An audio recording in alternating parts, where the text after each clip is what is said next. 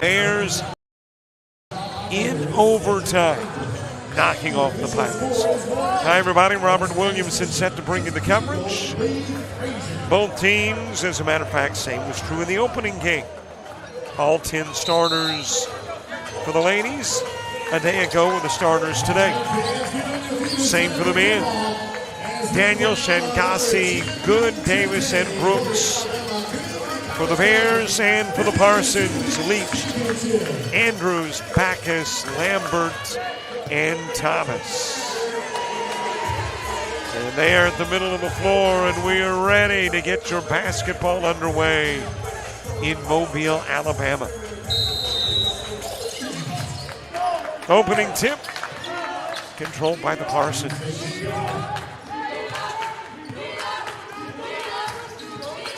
Somebody's going to be playing basketball next Saturday in Bay Minette. Will it be Bears? Will it be Parsons? Backus, player of the year with a miss on the first shot of the game, but it is rebounded by Andrews and will stay on the Parsons side of the floor. Knocked down by Thomas. And the first points in this one will come from long range.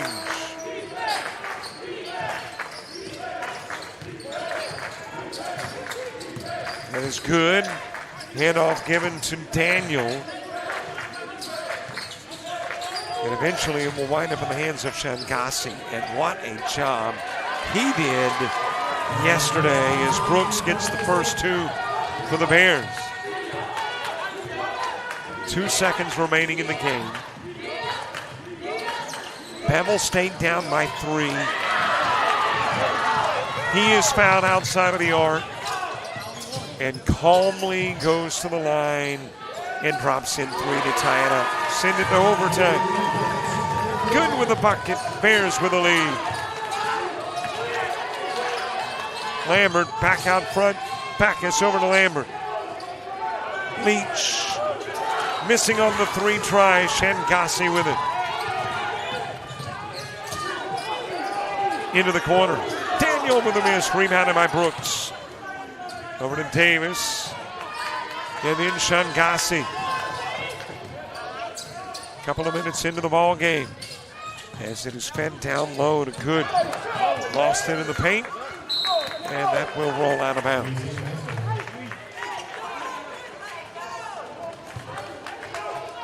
Big year for Snead State, 15-1. The only loss to anybody in Division II is to Enterprise State. 24-6 overall. Andrews wide open down low, missed the bunny. Over it goes to Backus. Drops it in, lead flip-flops.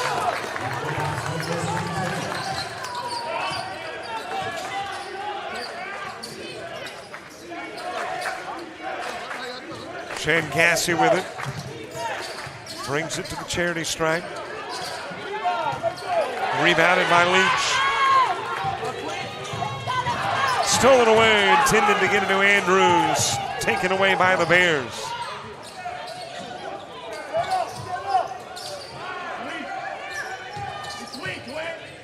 Davis. Flipping it out to Daniel. Back over to Davis. Makes the turn on Andrews. And that'll go out of bounds off of Brooks.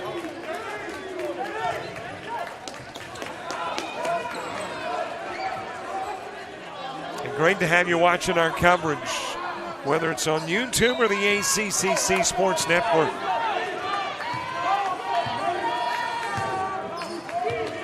We're not picky. We're just delighted to have you aboard. Backus with a spin move. Able to get rid of it to Leach. Thomas into the paint. Swung away. Davis with a board. Goods got it. Drives. Pulls up. Short. Rebounded by Backus.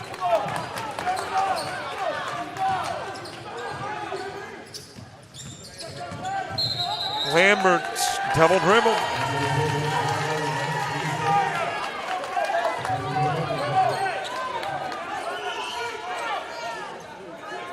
Bevill State the 1 seed, Snead State the 2. Make that Bevill State the 2 and Snead State the 1.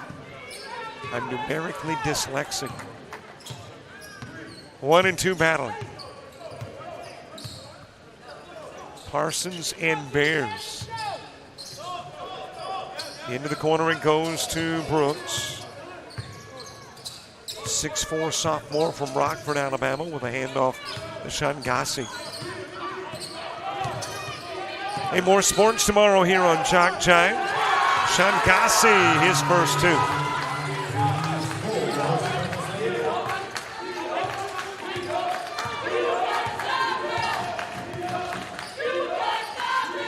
Tomorrow, MMI and Coastal North Baseball. The game that was going to be played today will happen tomorrow at noon. Dallas Renzi on the call. Now it goes to Leach. Leach stepped out.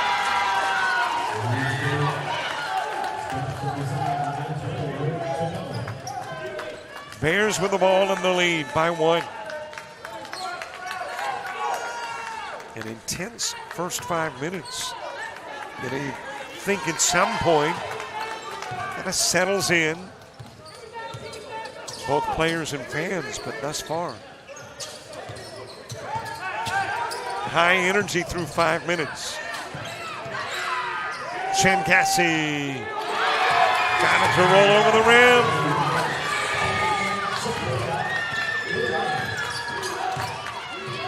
Behind the back with a dribble, off the glass for Leach. Daniel with a foul. And an opportunity for a Snead State tie.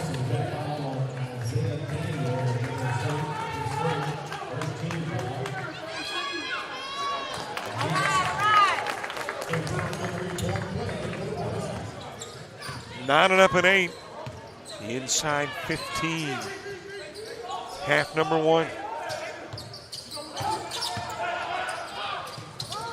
Shangasi over to Daniel, into the corner to Good.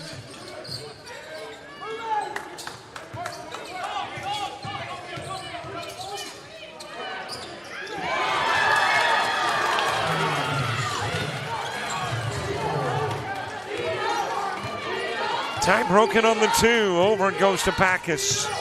Player of the year in the ACCC Division II. Division I plays their basketball next weekend.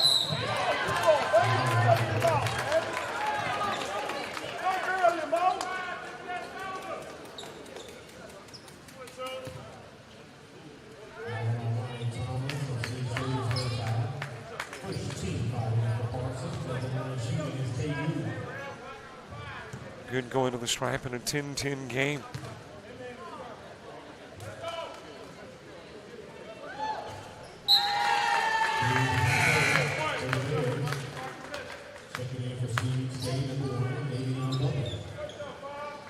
Good 7 points a game, a 61% free throw shooter.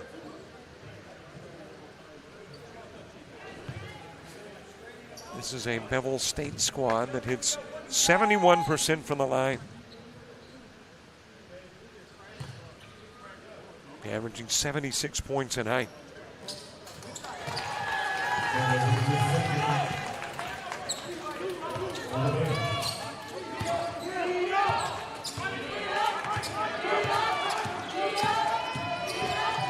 Leach to the glass, lays it in.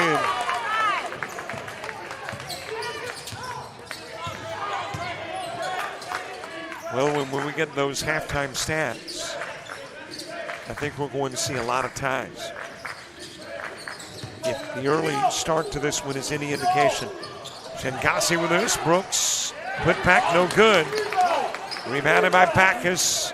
Spins in the outlets, goes to Leach.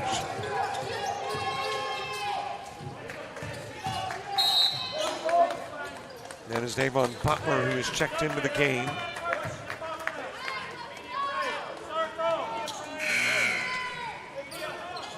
And we are at the media timeout, I think.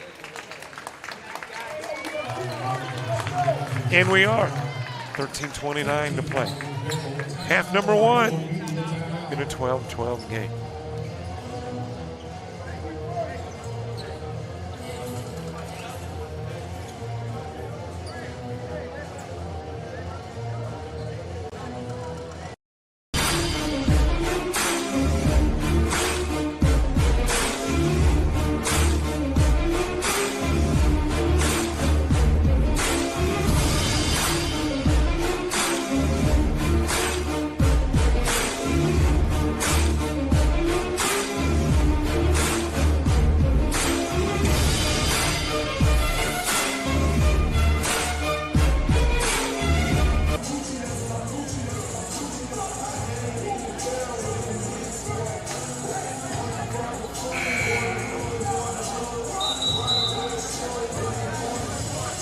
First half action tied at 12.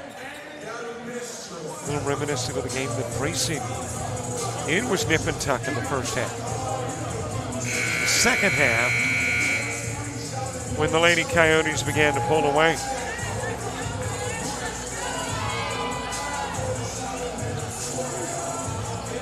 Well, let's see if we keep things as is all game long, or if somebody decides to build a lead of substance. Leach with a miss. Shenkasi with a board. Over to Good. Fires into the corner. Daniel for three. Dipped it in and out. Andrews the rebound. Handed it over to Leach. Gives it top side to Backus. Back it goes to Leach. Spin move, foul, and let's see who did it. Brooks. Not shooting, it'll be brought in from the baseline.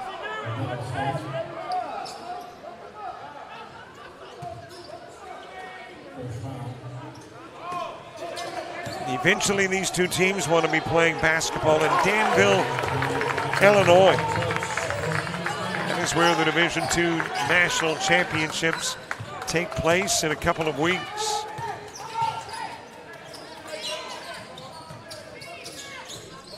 And Davis trying to rid himself of the Andrews defense, gives to Daniel.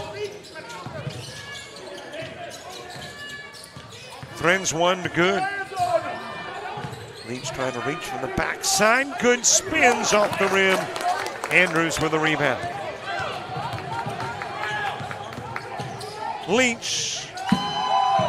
In, out, in, and then back out. Shenkasi trying to do a little razzle-dazzle behind the back to Brooks, and that will go out of bounds.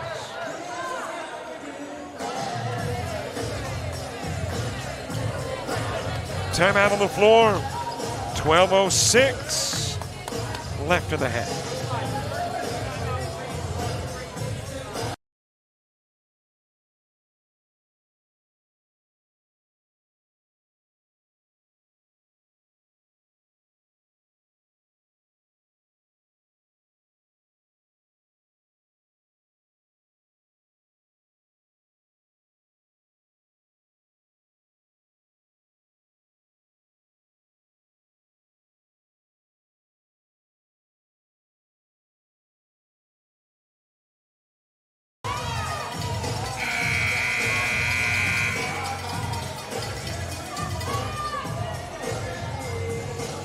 That's the Bevill bunch that was here last night. Added some energy to the game. I tell the story often. Went to a Styx concert, a long time ago. I think they're celebrating like 50 years. Well, let me say it was, they hadn't been celebrating many anniversaries at the time, but dropped in by Good.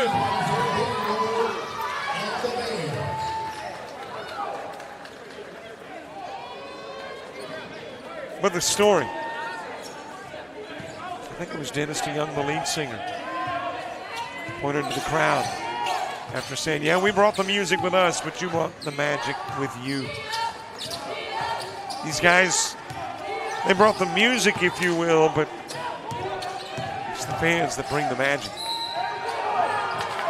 Backus with a spin move.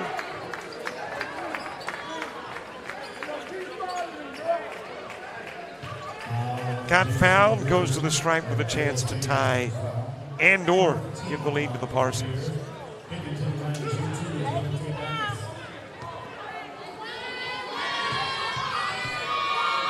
Backus, the Division II Player of the Year.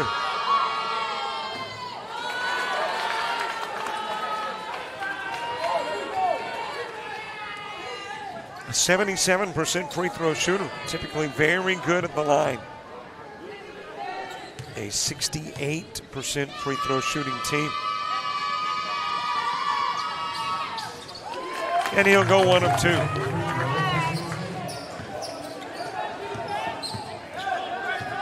Did I mention the common thread seems to be ties? We are tied again at 15.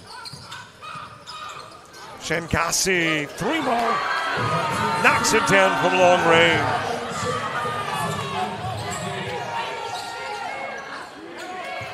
Out to Leach. Walks it top side, then left side.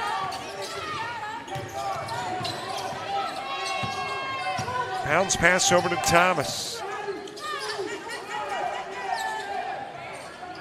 Back is short on the 3 try. Rebounded by Daniel. Laid in on the other end of the floor by Jason Griffin.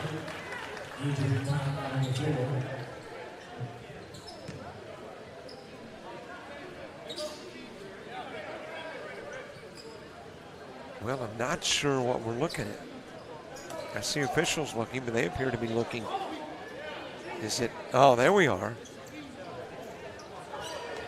Butler had actually gone down the hall, and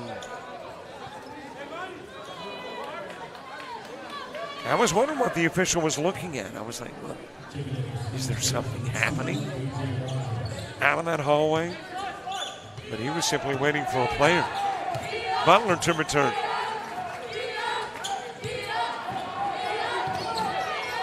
Butler comes out of the game. KJ Rogers in. Leach misses on the 3. Rebounded by Alistair Dixon, now in for the Bears. Swatted away. Backus on the other end of the floor. There is a foul. Also Xavier Price into the game. He's in for the Parsons.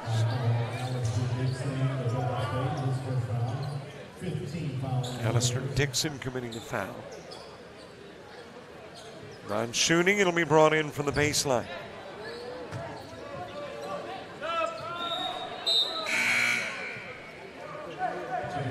Here comes Aiden Lambert back into the game. Thomas will go out for the Parsons.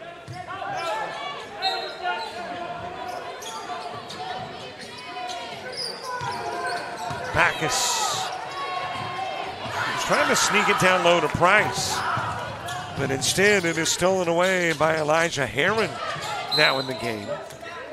Whistled prior to the Dixon bucket. It is on the floor. It is Lambert, the guilty party.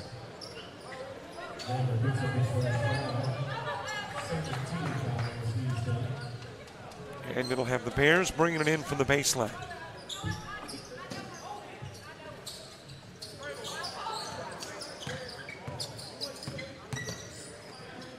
Out it goes to Daniel. And eventually into the hands of the floor general, Shangasi. Griffin driving in. Price reached in. And Price committed the foul.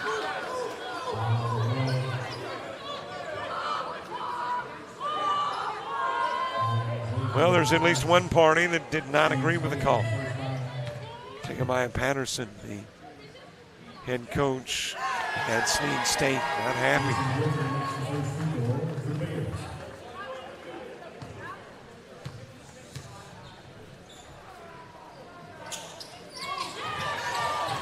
Couple of Griffin free throws.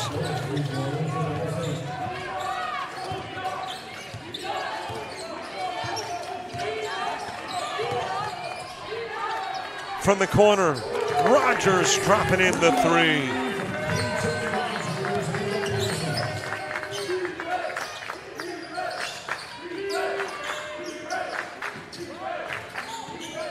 Daniel working his way topside. Feed goes to Heron. Shangasi out of the corner. And a toss down low to Griffin, who tried to get away with a little hook. And the indication that he knew it was him was immediately taking off on the other end of the floor. Knew he'd been caught.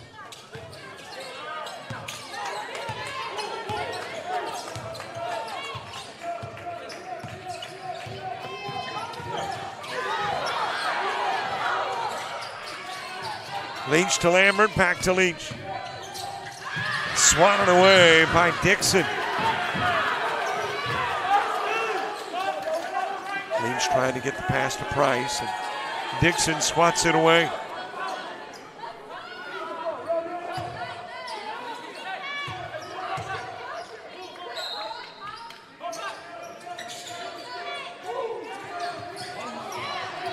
Launched out front to Lambert.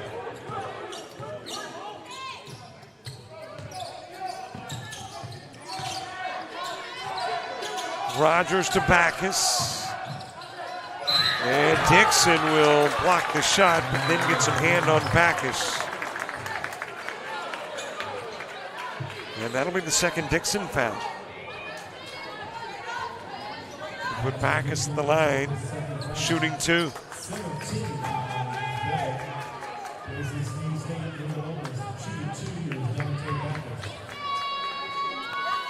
Backus shooting.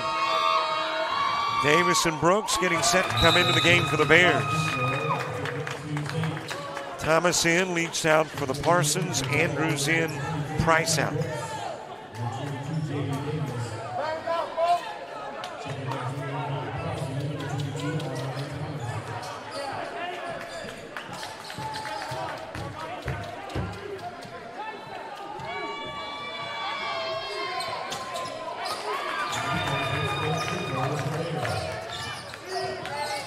Backus drawing the Parsons to within two.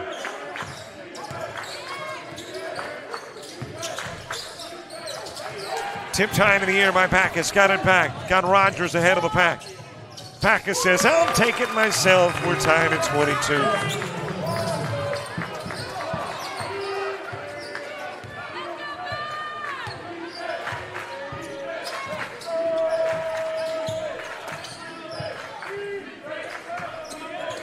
Brooks over to Heron. Bounce pass to Daniel. And then out it goes to Shangasi. He'll drive. Off the rim.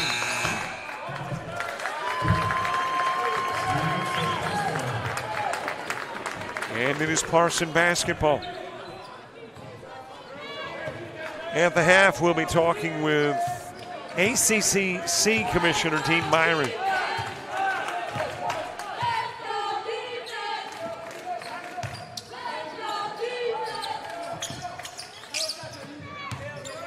Rogers. High off the glass, off the rim. He's got two, and the Parsons have the lead.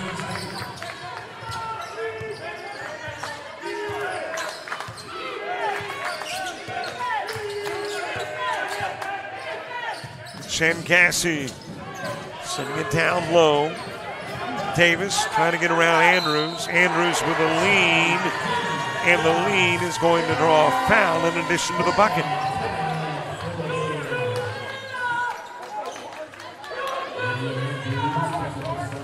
And an opportunity for Bevill State to reclaim the lead. Good coming in, Daniel out for the Bears.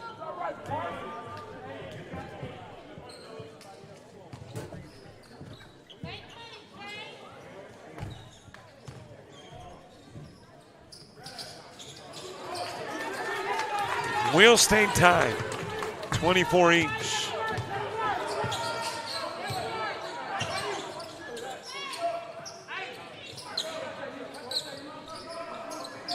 Lambert out front to Thomas. Rogers Throws it away into the hands of Heron.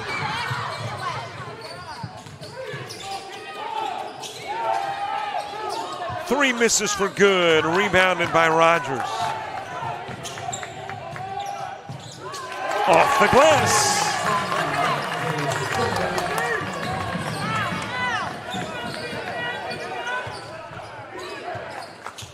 Flipped over to Shangasi. Swing pass down low. Brooks off the glass. Tie game again.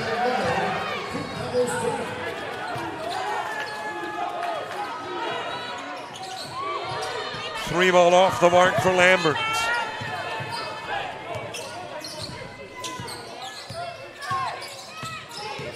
Shangasi fades near the elbow for two.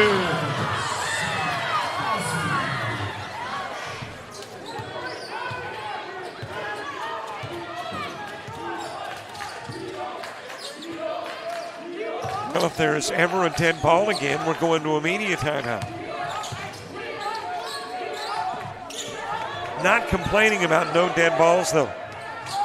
Bacchus, air ball, and there is that dead ball. And the immediate timeout.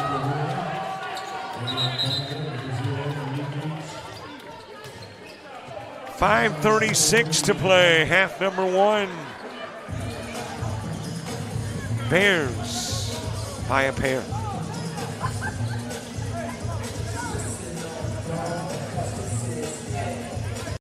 University of Alabama Online, where legends log in. A tradition of excellence. Decades of experience in distance learning. Empowering students of all ages. More than 90 degree and certificate programs to advance your career. UA Online. Flexible, affordable, legendary. Let your computer be your campus. Visit online.ua.edu.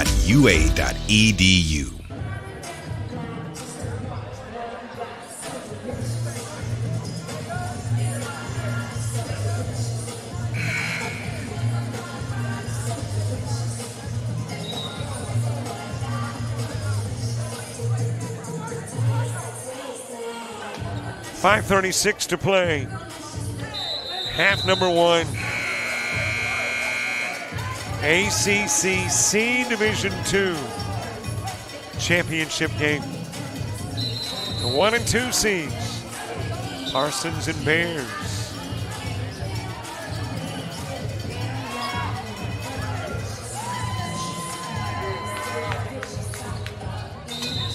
Brooks to put it in play.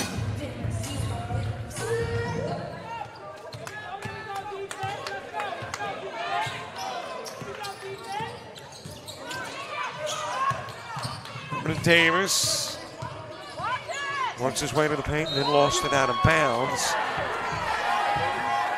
And he's saying, hey, it was taken away.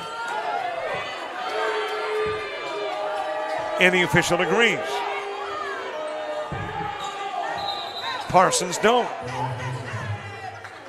Bears will have it. They'll bring it in from the baseline.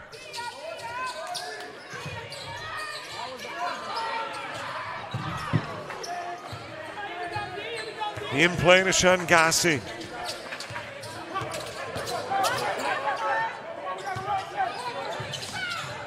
Fires it over to Good. Shoots from the stripe.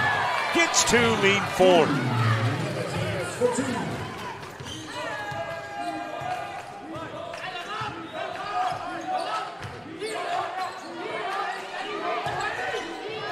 There is a rocket down low. Andrews denied, but Brooks commits the foul. And instead of a jam two, Andrews will try to make it a free throw two.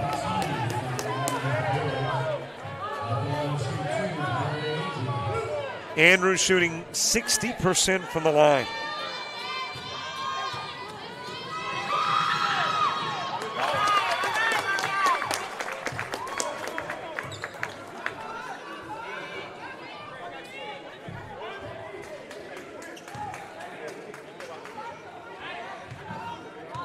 Andrews trying to trim it to two, averages 7 a game.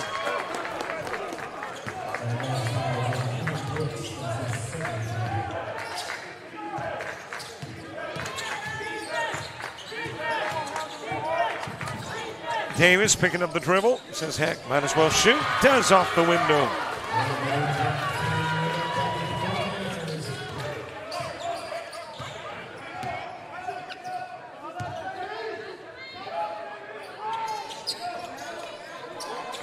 Backus over to Butler, who is back into the game. Stripped to the round ball, bringing it into the paint, going the other way is good. Down low with the toss, and Andrews picks up the foul. That'll be 2 fouls on Andrews. He'll come out, Price will go in.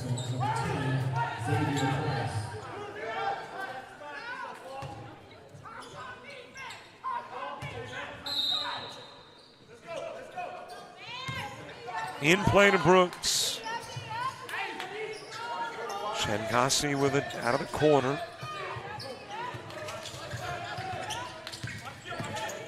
Working his way to the paint, fires into the corner to Herron. Shoots, misses the 3. Price wraps it up. Reached down to Butler, into the paint to Backus, lost it in the paint, got it back. Missed the shot, but drew the foul.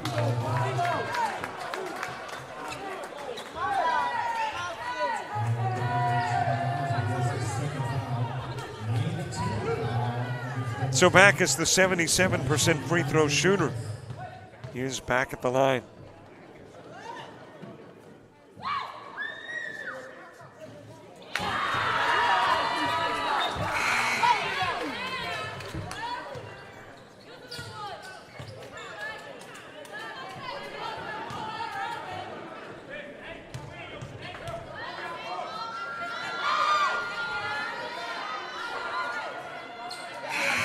Backus, another 1 for 2 trip to the stripe.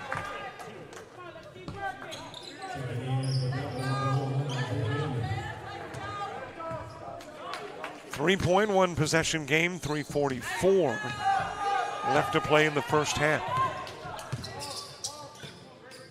A quick reminder, subscribe to our YouTube channel as it is flipped over to Davis. Backus, I think, got a piece of it. Good comes out with it. He'll fade and fire. Price with a board.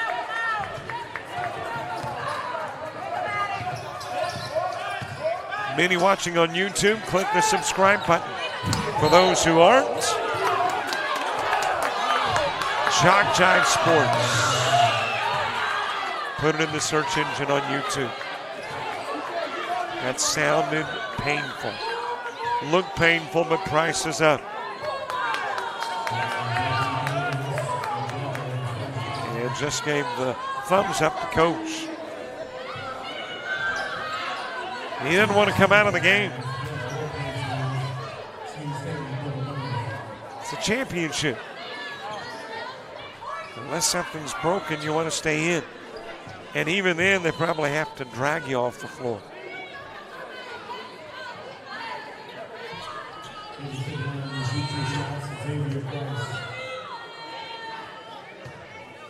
Price averaging 3 points a game. He struggles at the stripe.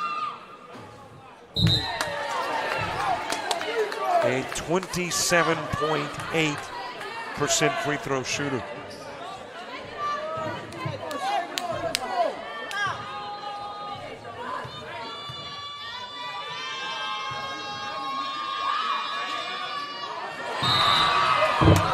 And miss both.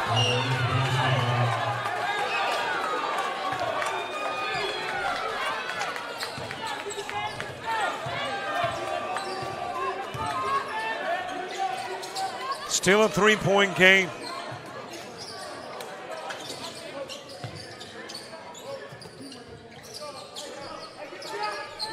Daniel with it out front, goes over to Shankasi.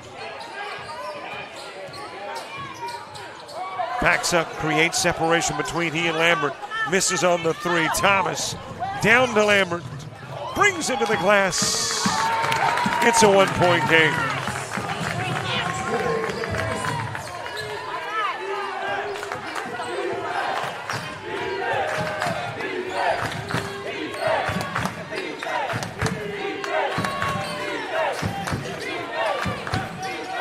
Out front it goes to Griffin. Daniel near the timeline. Shangassi picking up the dribble, goes to Good. Good. Missing the shot, but I think Backus committed the foul. Or there again, might not be Backus. It is a push from Lambert.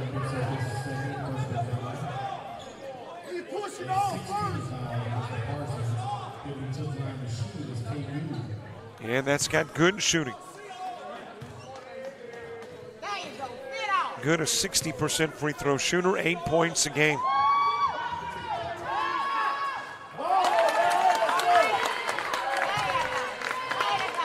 $76 points a night for the Bears.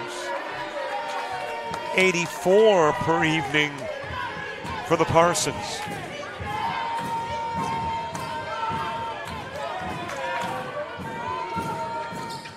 One of two goes Good.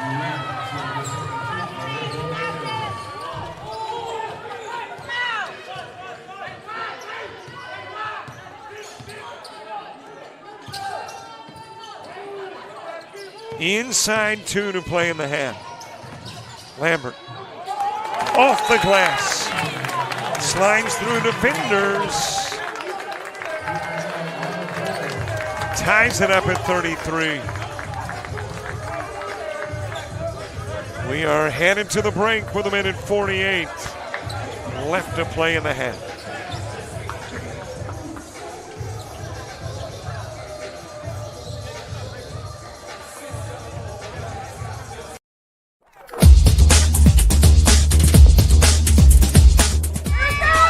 Just about all Wayne Jones County. Diving catch it, shortstop.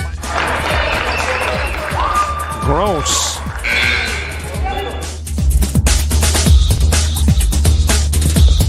Towards the gap.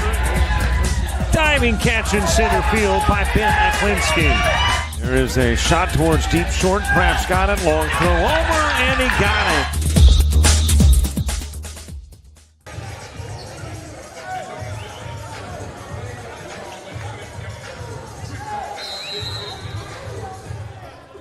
There's somebody that's enjoying the game and enjoying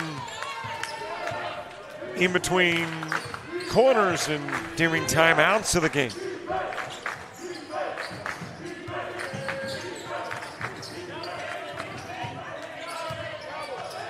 Davis kicking it over into the corner. Shangassi to Daniel. And there's a foul down low, the bucket, the personal on Backus.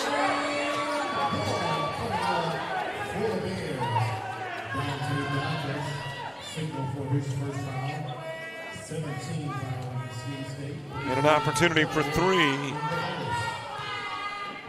from Davis, the Union, Alabama product.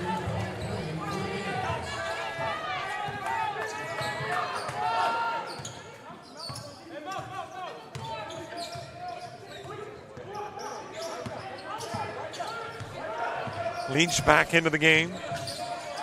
Over to Lambert, back out front to Leach. Puts up the 3. Off the rim.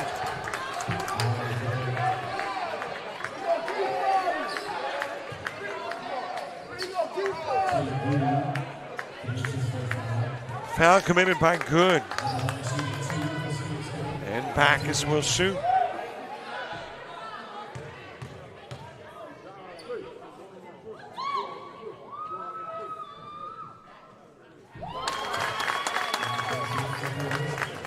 $22 points a game for Backus. Trying to draw his Parsons to within 1.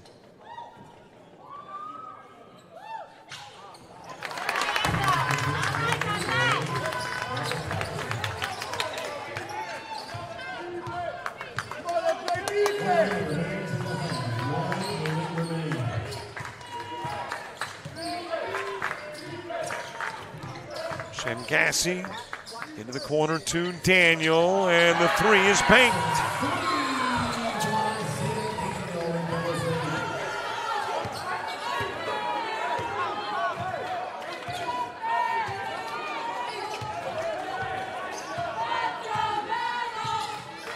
Leach top of the key. Over to Lambert, thinking about the three, brings it into the paint, takes the higher percentage shot from short range. Cuts the lead in half.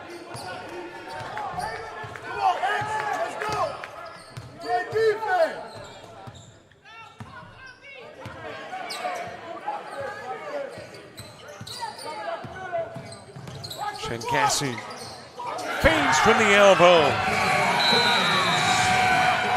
4-point lead at the half. And it'll be the Bears taking the advantage into the locker room at halftime. Well, we promised you a conversation with Commissioner of the ACCC, Dean Myrick. Let's get right into that chat.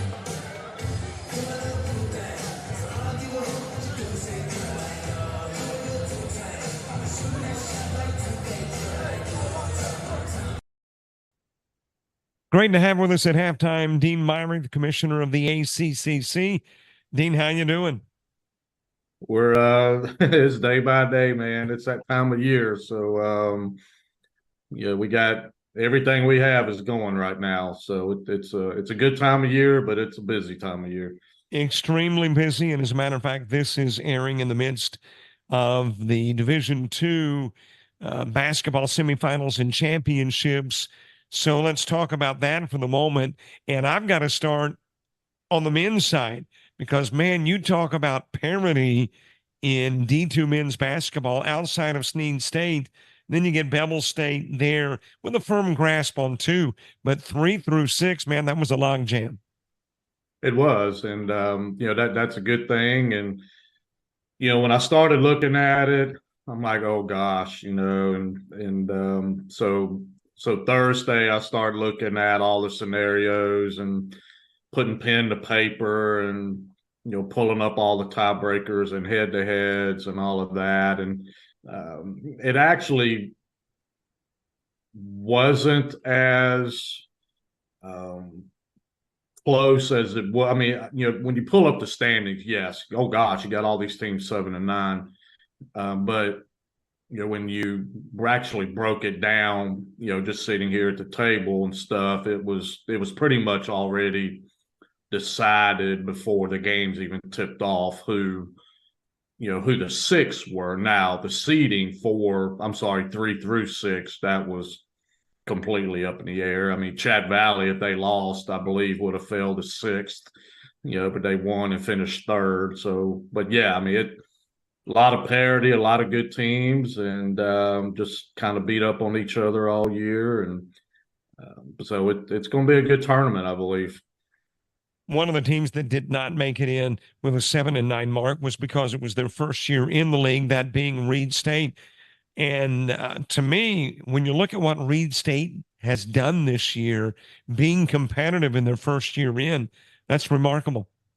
It is, and they did very well. And I was fortunate enough to go to their first home game, and I mean, it was standing room only, a lot of community support. And I know Dr. Boykin, their president, is very, very pleased, and there'll be increasing tenfold next year with women's basketball and volleyball, softball, baseball. So they're all in.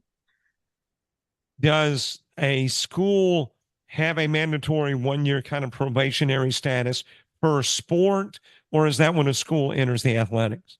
It's per school. So when a school enters athletics for the first time, I shouldn't even say ever, because Northwest Shoals ran into this last year. Their baseball would have qualified for postseason, but being new, they had that probationary period as well. So I guess in simple terms, Reed State men's basketball was the guinea pig this year, and they did the probationary period, and all the other sports will reap benefits of it next year. So yeah, it's per school, and if they're new or not. So like Gadsden State coming in, baseball and softball, they would not be on a probationary period because they already have a established athletic program. You bring up Gadsden State. Are they coming in with baseball and softball? Baseball is in now. They're playing, doing well, and softball will be in next year. D1, D2. I've been saying over the course of 6 months now, I hope I am right, that this may be the first time ever that there's been both in the ACCC. Is that true? Not ever. It's been a while. I know it's been, over 13 years. And I believe it kind of went away a few years before I got here. And still don't know really the whole backstory, and it doesn't matter. But, I think it's been great. We have seen the success, even though we may not win a national championship, we're going to be in the competition for it. It's not like some of our sports in Division I that, it's an uphill climb from the first game or match or whatever of the national tournament. So, I think it's great. We will have, two teams. We'll have some teams ranked in D1. We'll have a team ranked in D2. We'll have two teams experience a national tournament, instead of one. So it provides those student athletes an additional opportunity to experience a national tournament atmosphere and, being able to compete for a national championship. So, I keep referencing Raleigh State volleyball. They won 3 matches this year, which is more than we've won at the D1 tournament combined ever. So, that was successful. And I think he would tell you that it's probably not one of his strongest teams this year, but still went 3-2 and did well. So I think we're going to be competing very well at the D2 level and to go along with our D1 teams. And, it gives us a little bit more notoriety across the country in both. So it's been a good year for that. Now, too, to clarify, I know we've been 2 in the past. Have we been D1 and 2 simultaneously? So that has happened previously? Yes, and I know in baseball, I remember when LB Wallace, when I was in Region 10 in the Carolinas, actually had to come up and play in our region tournament. Coastal North and Bruton won a D2 national championship. I can't remember how long ago, but they won, simultaneously with D1. So it's been done, and it's a little bit more work, 2 tournaments and so on and so forth, but that's still not bad. And, it's fun, and, it gives teams an opportunity to experience postseason, like I said, and, teams that may not qualify for the D1, state tournament or conference tournament, on a regular basis now have that opportunity at D2. So it's just providing a lot more opportunities for all involved. And speaking of opportunities, we got to talk about ladies basketball D2, and really it has created some opportunities when you consider the dominance of Shelton State in women's basketball. So in D2, you got a brand new face atop the standings with Coastal Alabama North. You do, and Coach Armstrong did a great job this year, and Coach Roden at Snead State, kind of brought them back there, and and I haven't crossed it over, and but do some of these teams qualify for the Division I tournament if we were all Division I? And the answer is probably no. So it's going to give at least these 4 teams. I'm not saying they wouldn't have qualified, like I said, I haven't checked, but it gives those 4 teams an opportunity to, and all of their student athletes and coaches and fans, an opportunity to experience postseason. And I don't see anything negative about that. Well, here's one thing that won't happen. You won't have a domination of the North over the South because you don't have those 2 divisions this year. That's true. And, we're kind of, if you look at it, really in all sports, except for Coastal South, Bishop in basketball, the North-South almost stayed the same as D1, D2, if that makes sense. So, so most of your previous North Division in D1 pretty much all stayed D1, and then most of your South Division previously in D1 went D2. So it's kind of like that now, but it was kind of funny how all that played out. But again, we've had no negatives, and I was telling someone Saturday in Oxford, if you know D1 and D2, you would never know. Really nothing changed other than less conference games, during the regular season and 2 tournaments. So, scholarships stayed the same. We were able to keep the rivalries, and, a lot of our D2s are playing D1s in all the sports, which is also a good thing. One small difference, too, for the D2s is they've got another stop along the way before heading to a potential national championship appearance. So tell our viewers what's next in D2 and where do they go? Well, D2, we'll talk basketball since we're in that now. So we'll have our conference tournament, conference/region tournament this weekend. And let me say thank you to Bishop State for kind of bailing us out and hosting that D2 tournament, even though they don't have a team. And, we just ran into some hotel issues at a previous host. So big thanks to, them and Coastal South. They're going to tag team it. But so anyway, so we'll have our top 4 women, top 6 men. And the reason of that, with Bevill, Marion, they do not have women's basketball in D2, so we take 50 to 60% of all of our participants and advance to postseason. So that's why the discrepancy there. But so whoever wins those 2 tournaments on March 9th, and we will host this year at Coastal South, we will play the winner of the Region 8, which is Florida winners, and in a 1-game playoff in a district championship, the winner of that will advance to the national tournaments. The same thing will occur in D2 baseball. We will travel to Florida this year.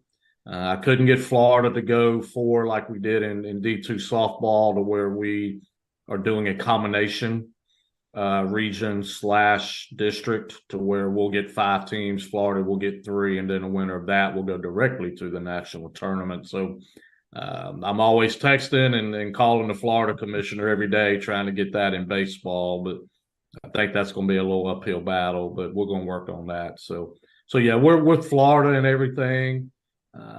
It's winner versus winner and everything but softball. And so that'll be a good thing, and I think we will compete very well with them. And once we advance to the national tournament, we're going to go ahead and say we're going to win all those districts and go to national tournament. And I think we'll do well there, represent ourselves really well.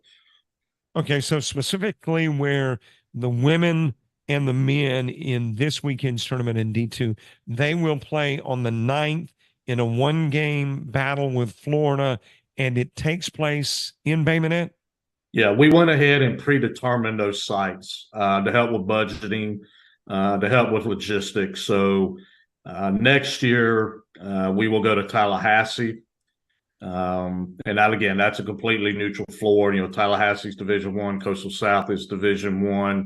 So when teams budget for next year, they'll know, hey, if we win Region 22, we're going to have to go to Tallahassee. So that way, we'll know our winner Saturday night of this week for Division II. Florida will know theirs. It's a lot easier if you already know you're going to Tallahassee versus, oh gosh, Miami-Dade won this tournament. Mm-hmm. We've got to go find a way to get down to Miami in 5 days. So that, I believe, that'll help. And the same thing in baseball. They'll be in Jacksonville this year and for the district. And then we will host in 25 at a site to be determined. But it'll be,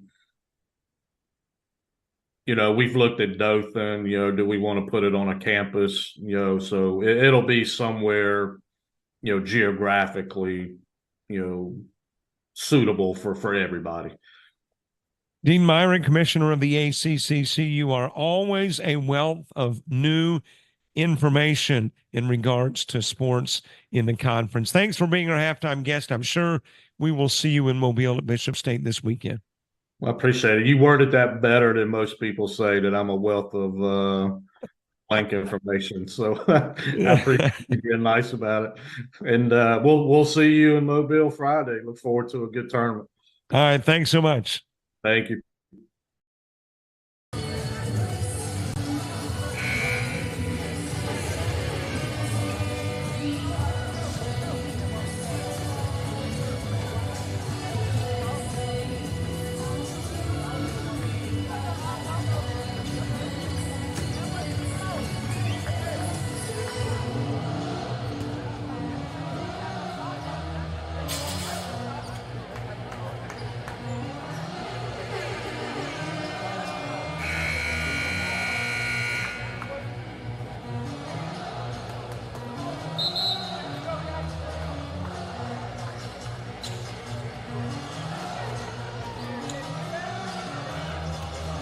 Hi, everybody. Welcome back. Half number 2. You take a look at some of the stats from the first half of action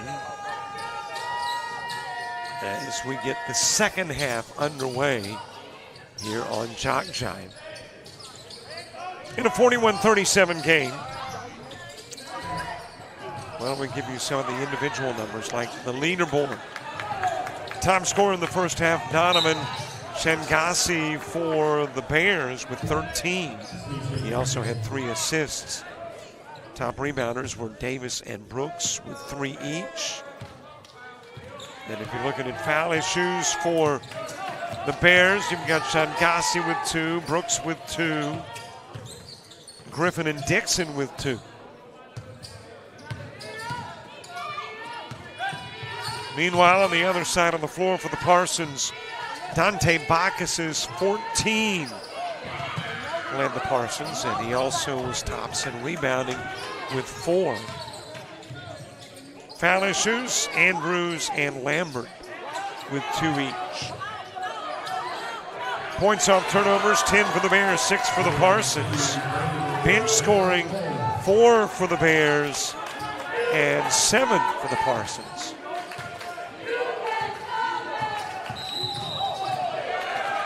Offensive foul on Bacchus.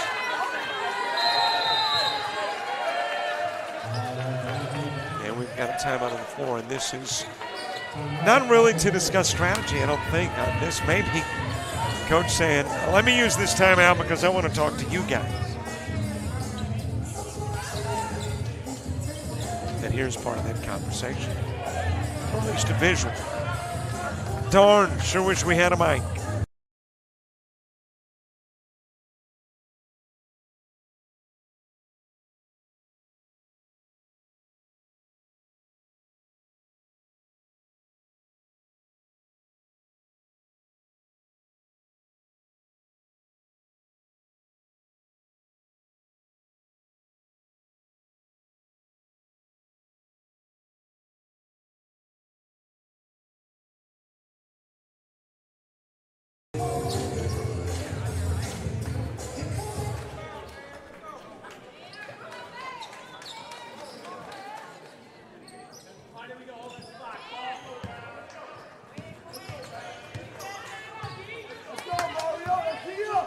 .43-37 game. First half, there were 8 ties, 7 lead changes. Largest Bevill lead was 7. The largest Parson lead was 3. And the current lead is 6. This shot tracked down by Leach. There's a rocket to Andrews for an easy 2.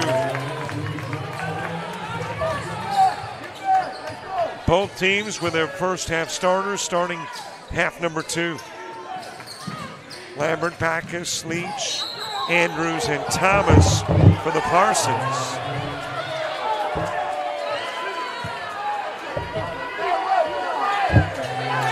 Good, Brooks, Shengasi, Daniel, and Davis. for the Bears.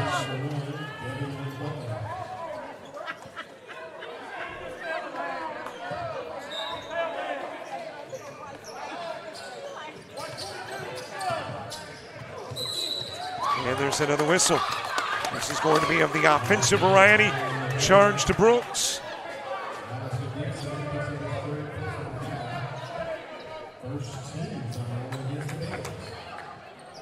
And Backus to put it in play from the baseline on the opposite end of the floor.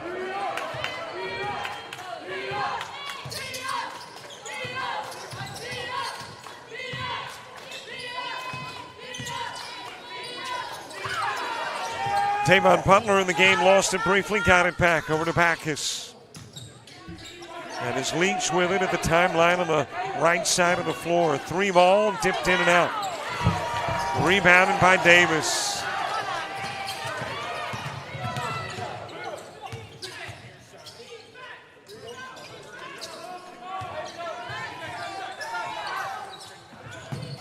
And a sit down low. Davis spins into Backus off the glass. Back to a 6-point lead.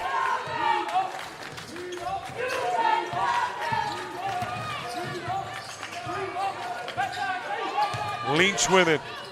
Over to Backus. 14 in the first half. 2 more in half number 2.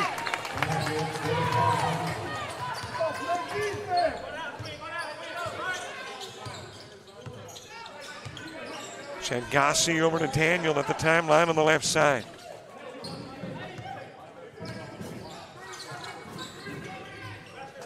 Back over to Daniel. Open down low, and that's going to be Butler with a foul. So Butler committing the personal.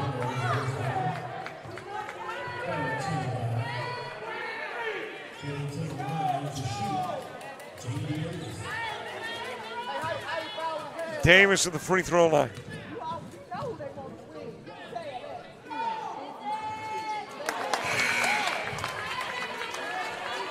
Rattling the first of 2 in and out.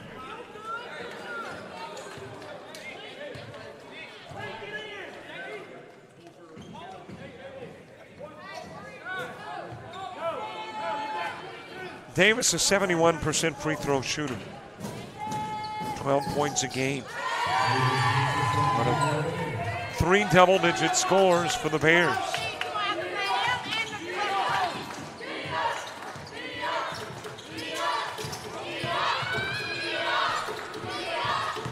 Leach bringing it down low, off the glass. Loose ball, all kinds of fingers. Eventually out of bounds. And it will stay in Parsons' hands.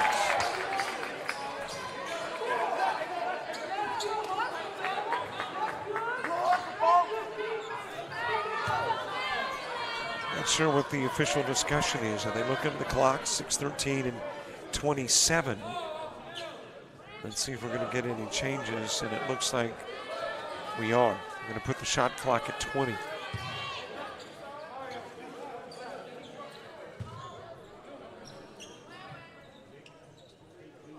Backus putting it in play for the near sidelines. Into Leach.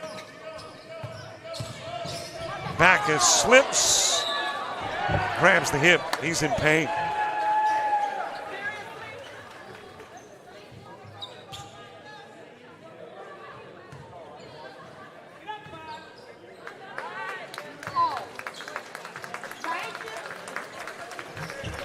And some moisture on the floor apparently, and Backus, little hip pointer, but looking a little better with each step.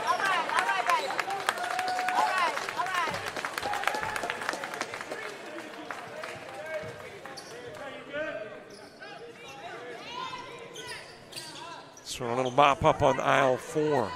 Was that the aisle, by the way, in the episode of The Office? Clean up on aisle 7. Well, if you don't watch Office, I guess you have no idea what I'm talking about.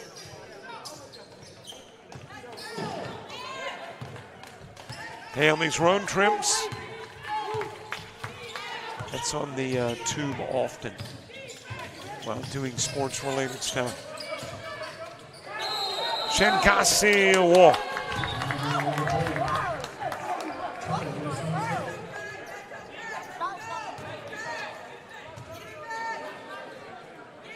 Pack is still a little wobbly, but looking better. Each stride looking better.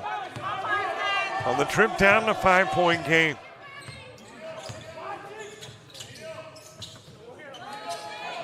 Over to Thomas.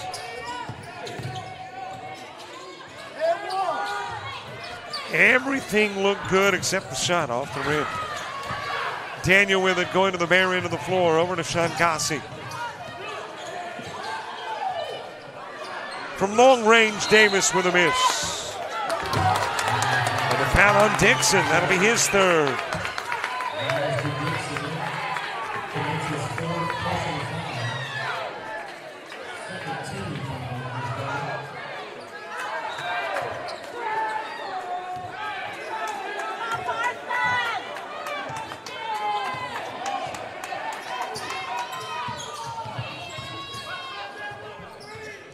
Leach at the timeline. Brings it into the paint, kicks it over to Butler. Butler lost the ball. It is retrieved by Daniel on the other end of the floor, and the Dixon jam.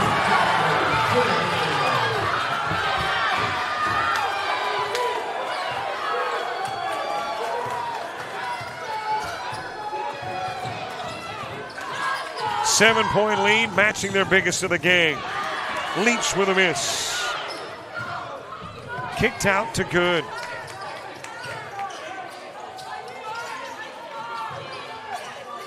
Lobbing to Dixon, opposite corner. No, that was Daniel. With a miss on the three, Backus with the board. Backus top of the key.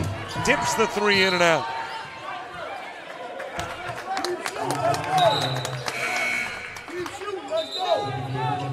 KJ Rogers coming into the game for the Parsons. Jason Griffin checking into the game for the Bears.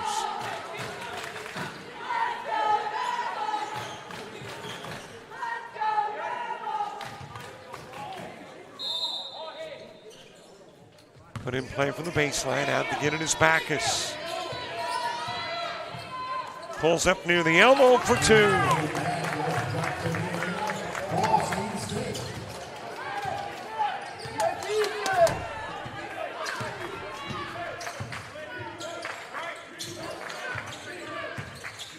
Out of the corner comes good. And that will go out of bounds. And I think that brings us to the media timeout. It has, it will, and we'll take it. 13:53 to play.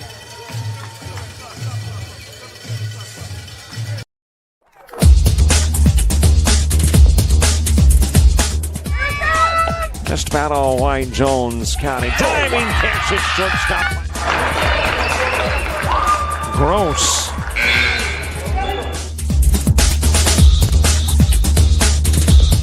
Towards the gap. Diving catch in center field by Ben Aklinski. There is a shot towards deep short. Krabs got it. Long throw over, and he got it.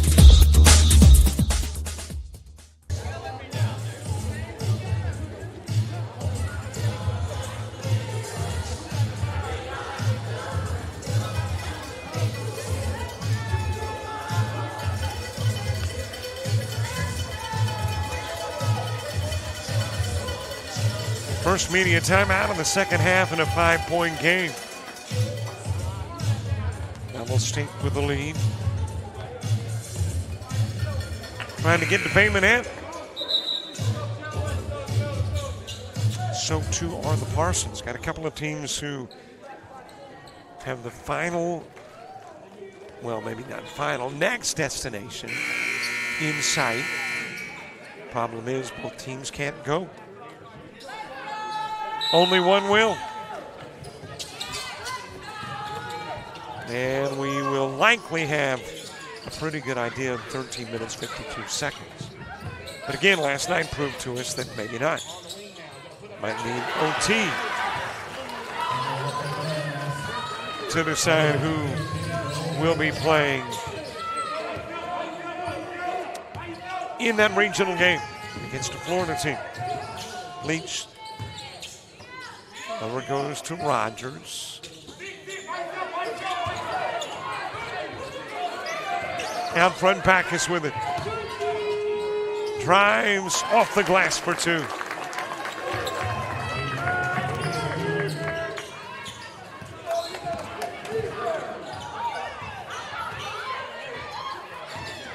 Shankasi at the timeline. Over to Dixon, playing with three personals. Missed from long range, Rogers with the board. A chance to make it a one-possession game. And a foul committed.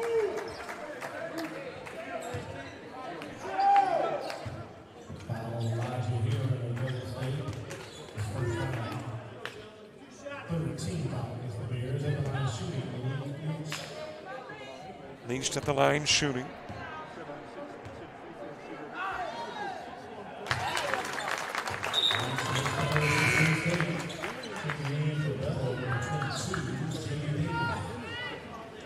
Leach a 76% free throw shooter, 15 points a game.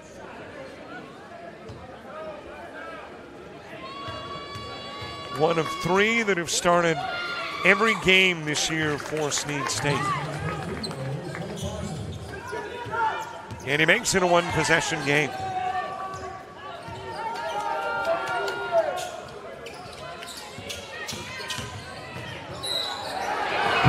Shankasi the drive, the two, the foul, and a chance for three.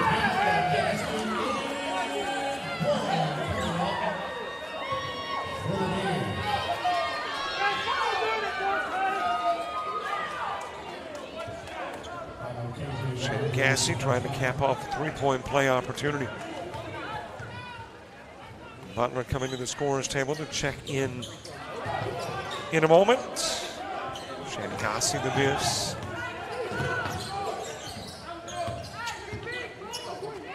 I guess I will forevermore question how you can miss free throws after the makes he made last night under duress.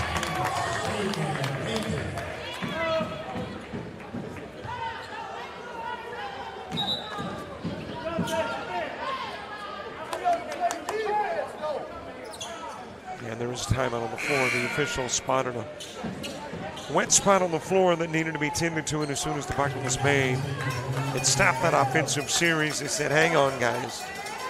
We don't want what happened to Backus on the other end of the floor to happen to somebody on this end of the floor. So the moisture has been absorbed, and we are back to the basketball. Bears in possession. Shankasi for three, off the rim, rebounded by Good. Heron wants three, he's got it.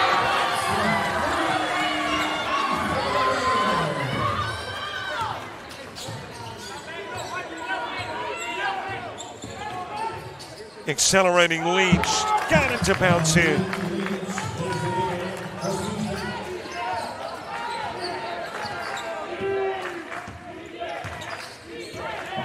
Good coming from one corner to the other.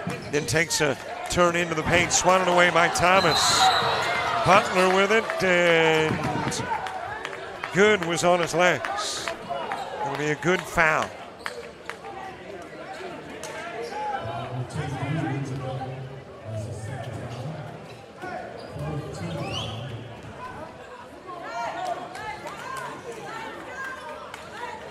And a member of the staff at Bishop State.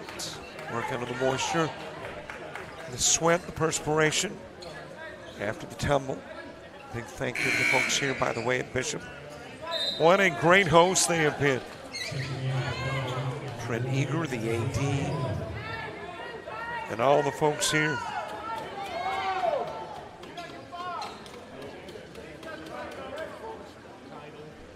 And we appreciate, too, the fact that they've allowed us the opportunity to use their internet. That's kind of important.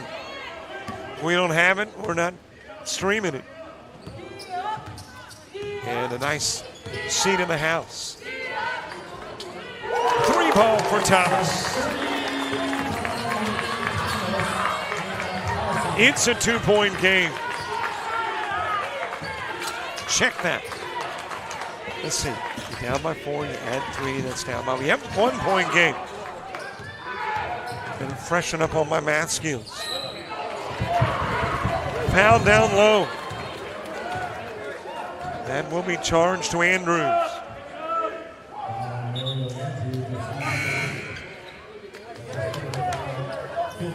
Andrews coming out, Price coming in.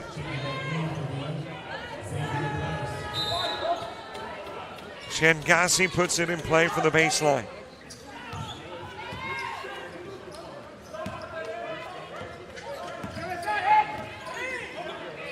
Top of the key, 3 is short. Tipped out of bounds by Leach.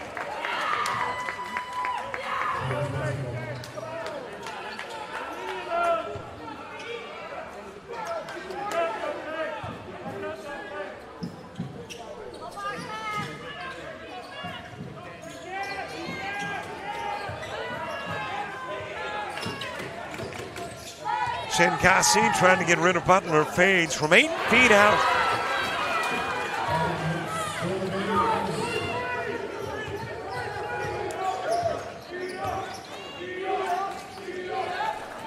Dumped over to Butler, shoots the 3. And Price pushed away Daniel to get the rebound. He'll be charged with a foul. And the next Snead State foul will put a bear at the line.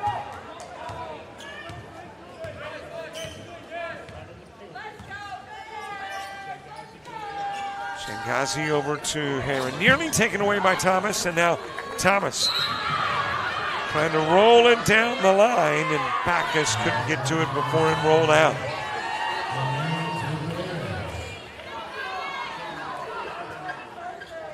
Brooks to put it in play.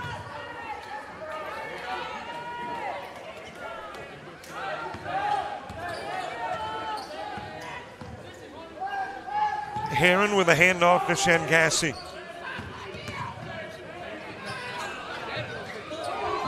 Daniel with a miss on the 3-point try. Davis gets it. Off the window, no good. Brooks had it, lost it, battled to get it back. Backus wraps it up.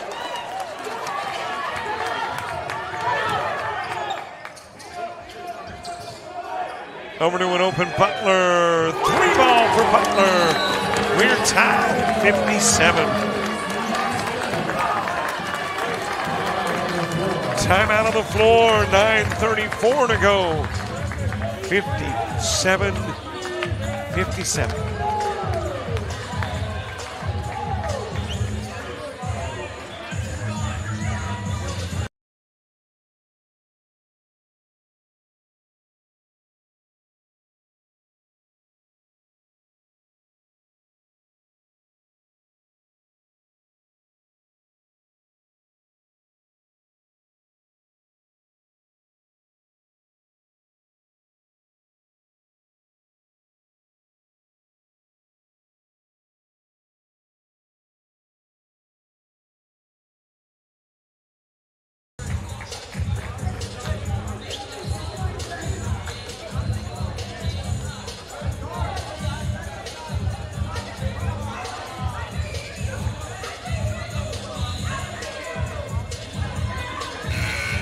Nine minutes, 34 seconds left to play. Tie ball game at 57.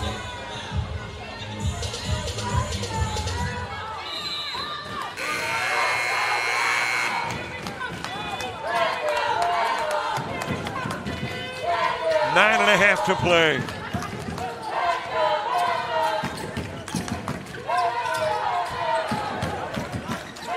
Shengassi to Brooks to Daniel.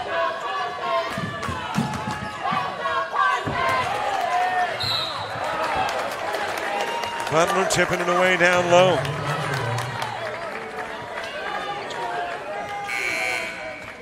And as you can see a little bit of, we got a little back and forth between the Parson and Bear fans. Got a group of energetic Bear fans on one side of the floor and the same here on this side.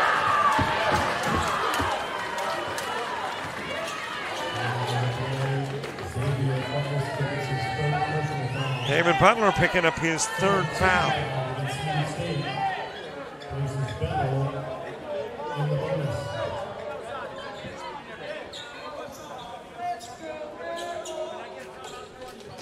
.908 to play.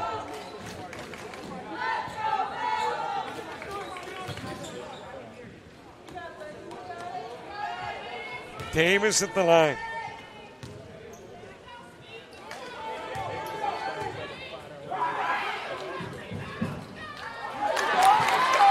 First one in and out.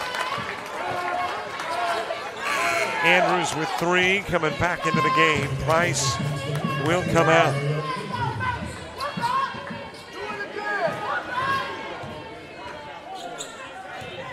Davis with his second of 2.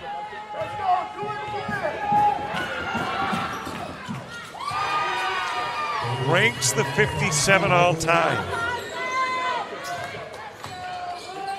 8 ties in the first half, but we just had our first one in half number 2. Shot down to Andrews. The bucket, the foul. And Andrews a chance for 3.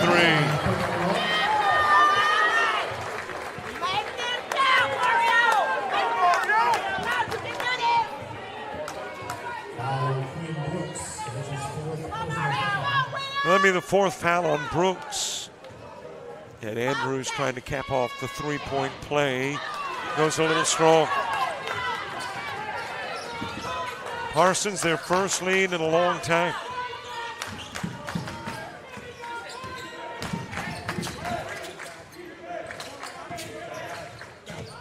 Slid down low.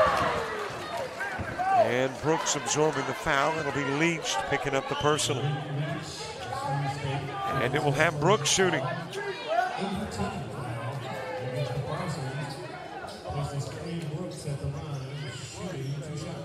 8:39 to go. Parsons trying to pick up their 25th win. Bears their 19th. Lady Coyotes of Coastal Alabama North have already won the women's side. A 67-57 win over Snead State. Bevill State trying to make it a miserable day for the Parsons. Parsons trying to split the championships now.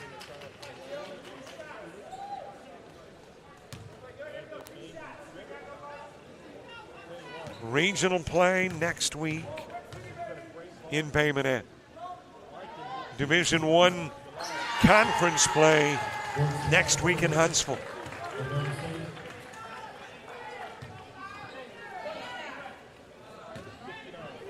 And you'll see it all right here on JockJive.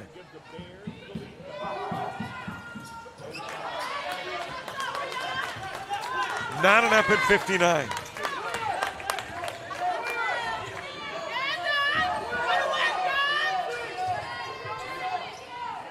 Butler into the corner, Thomas. Back over to Butler. Backus lost it twice, got it back twice. Off the glass.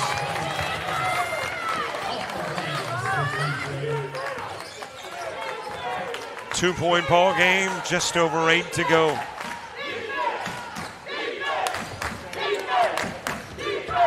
Shenkasi sending it out front to Daniel.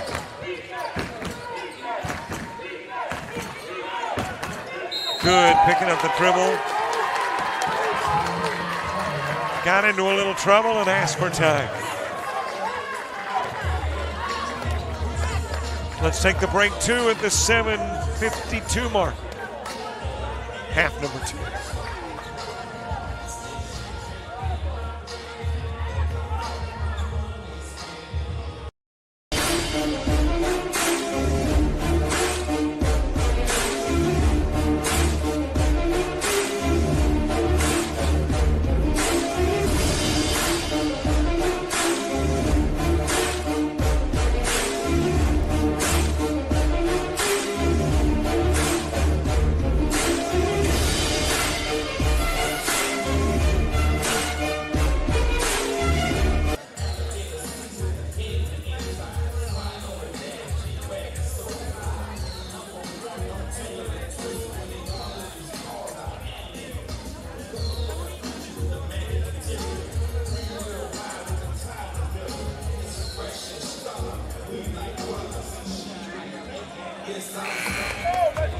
Lots of time left in this one. 7:52 to go.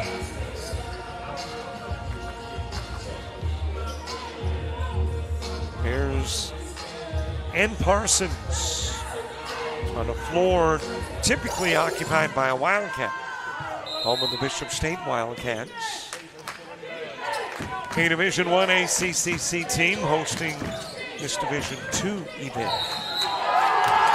And an offensive foul. Another one on Dixon, that'll be 4.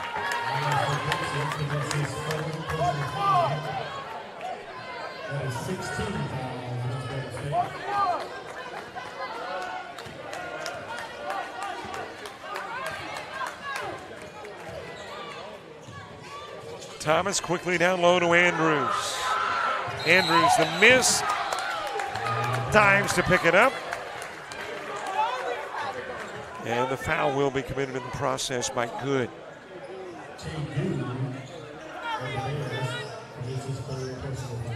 So Good picking up the foul. Andrews going to the line.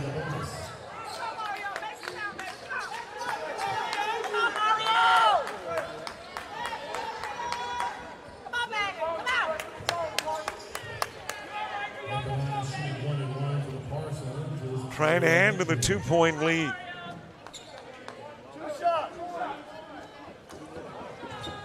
And now the official says he was not in the act of shooting. So it'll be a 1-and-1. They'll have to earn the second, a 60% free throw shooter.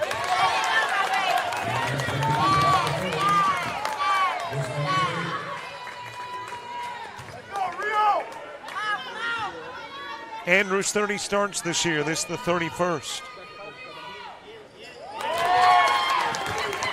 Hits them both. And the Parsons have got their biggest lead of the game.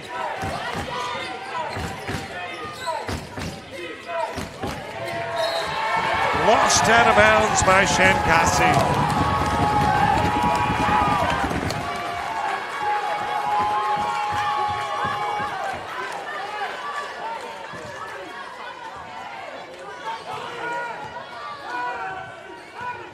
Parsons with a chance to expand the lead.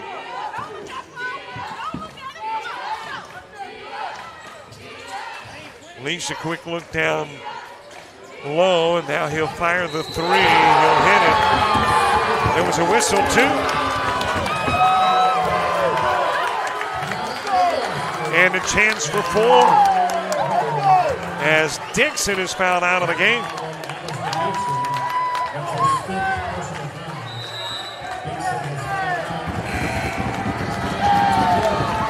So timeout on the floor.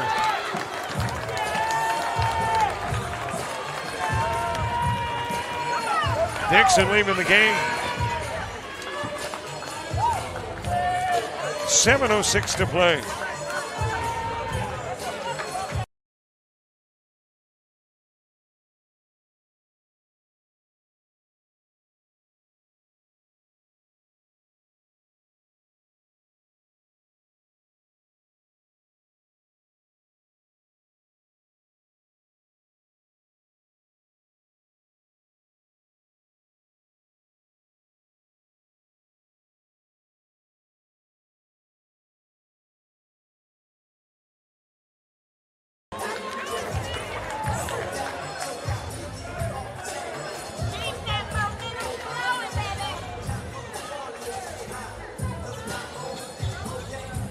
Well, it's the Bears side of the floor that is a little disgruntled at the moment. But they have seen their Bears come from behind before. As a matter of fact, last night against the Pirates, down by 10 late in the game, down by 3 with 2 seconds to play. And were able to overcome and eventually force overtime, which they won and got them here. Leach with a 4-point play.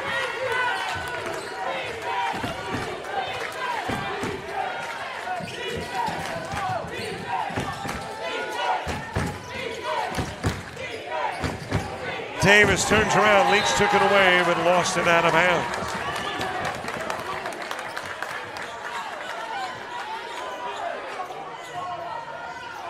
Bears will still have it. Parsons currently enjoying the largest lead of the game, period. Bears' biggest lead has been 7. The current advantage is 8. Loose ball, Shankassi trying to get it back.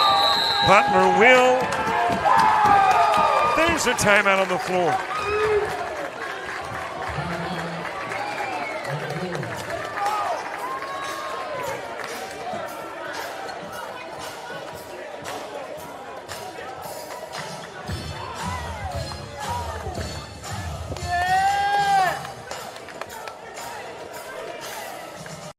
University of Alabama Online, where legends log in. A tradition of excellence. Decades of experience in distance learning. Empowering students of all ages. More than 90 degree and certificate programs to advance your career. UA Online. Flexible, affordable, legendary. Let your computer be your campus. Visit online.ua.edu.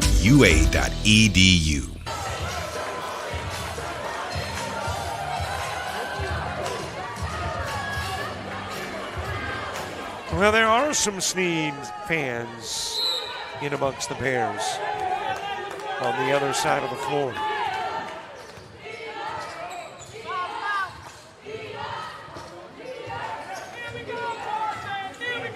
Butler drives, got it to drop.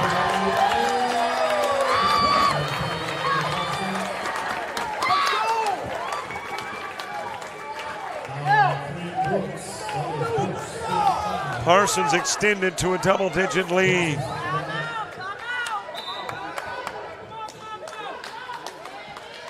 And it looks like Brooks is fouled out too.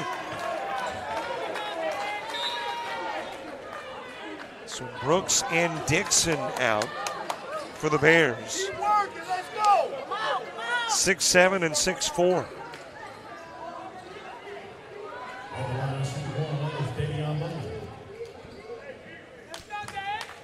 Davian Butler at the stripe.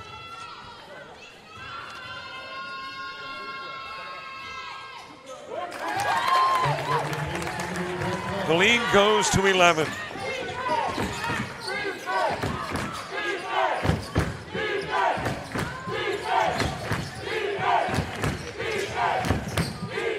Heron's got it. Back over to Shankassi. Heron for 3. Drops it in. Into single digits, the Parson advantage.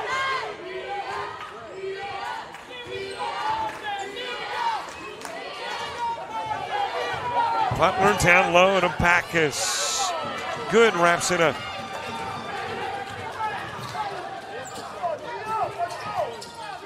Heron back into the corner to Goog. Steps to the stripe.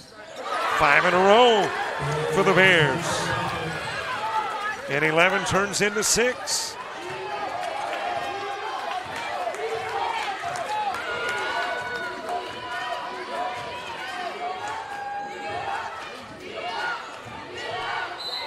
Leach the drive, the foul as well.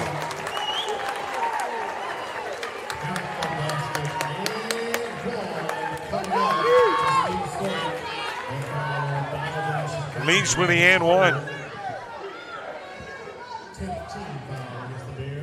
Leach to 76% free throw shooter. Number 2 on the team in scoring, just under 16.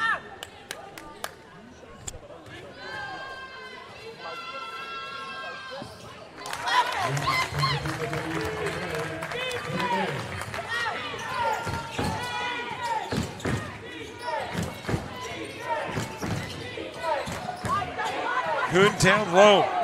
Trying to get rid of the Thomas defense over to Daniel. Shoots the 3.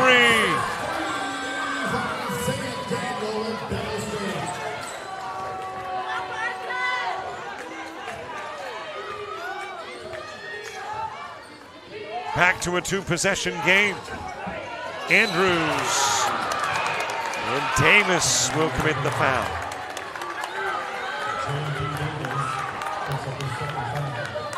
That is 2 on Davis.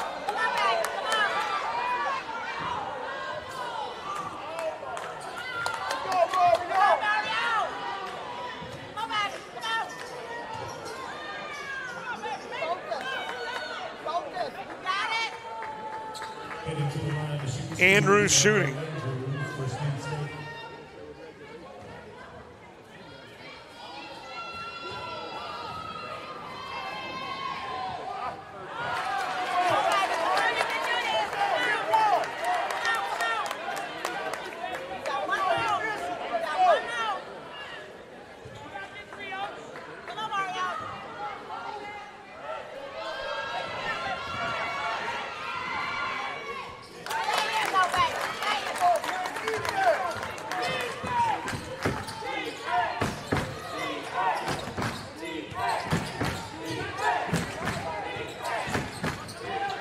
Kuhn bringing it inside the arc. Out front, Gassi, 7-point game for 3. Off the rim for Heron. Out of bounds off Andrews.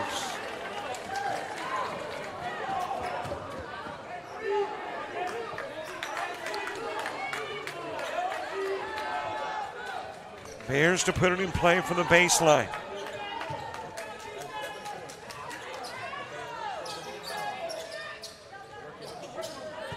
And it goes to Kuhn, given to Davis. Davis fires into the corner. Heron, his second miss from 3-point range. Davis gets it.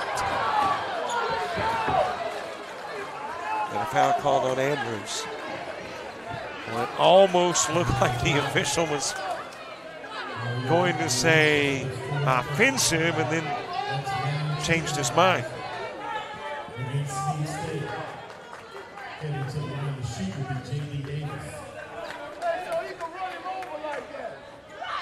I'm not sure if that happened. Let's see what the official. Right there was that little fist move that made us think he was about to call an offensive.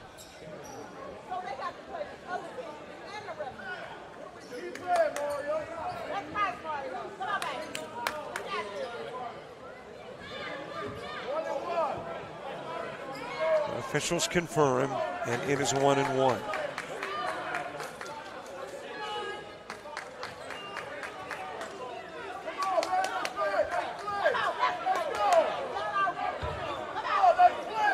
Now you can see the argument the Bears would have, though, thinking that, well, wasn't he in the act of shooting? But apparently they are saying he had not left the floor and gone into the shooting motion. All of it academic, though. Makes the first of 2.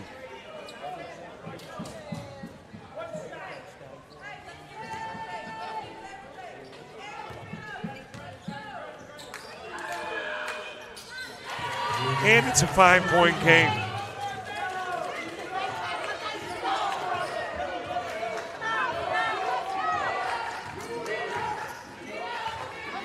Out to Backus. Goes over to Butler.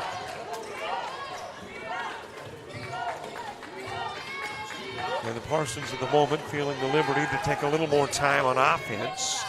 Into single digits and Leach for 2. And into single digits being that shot clock. Over to Gassi, into the corner it goes. Then back out front to Daniel. 3-ball for Daniel. Big chunk taken out of the lead.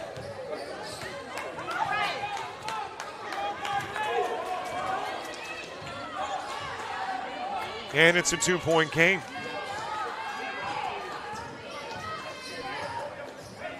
Leach with it out front, working his way down low. Daniel backs off. Shot missed. Andrews put back good.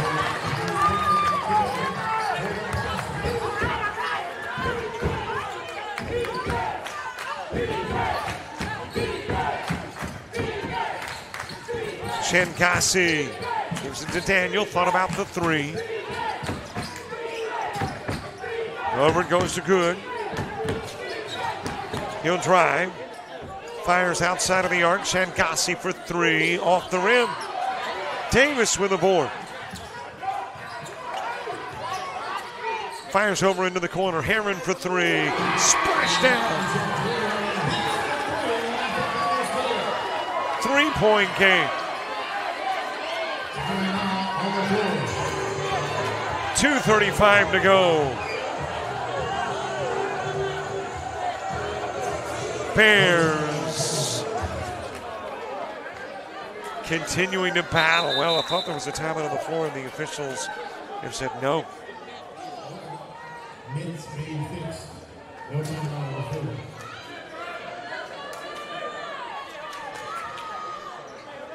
Three-point game, 78-75. And there is an issue with the net.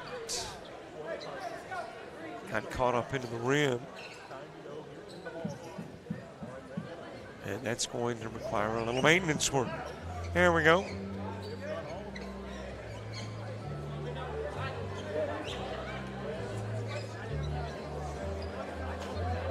And our crew here at Bishop State saying, hey, while they're doing that with the hoop, why don't we just do this on the floor?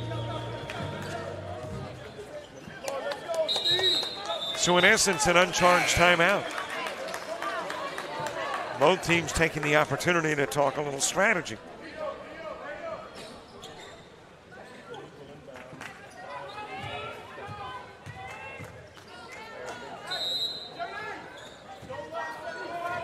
A one-possession game.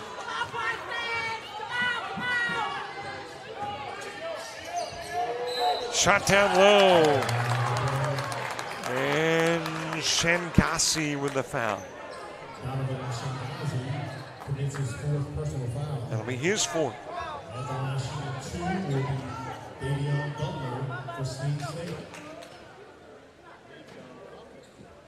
Javion Butler to the stripe, trying to get it back out to two possessions.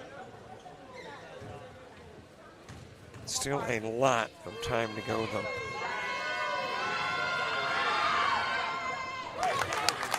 Typically, you're worrying about the one or two possession stuff when you get inside 60. We're 90 seconds away from getting inside 60.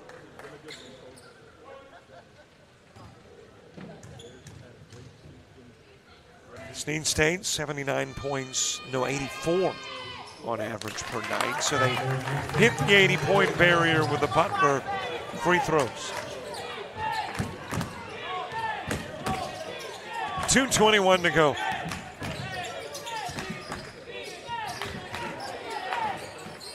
Good wanted to take the three. Backus on the other end of the floor. Lead goes to 7.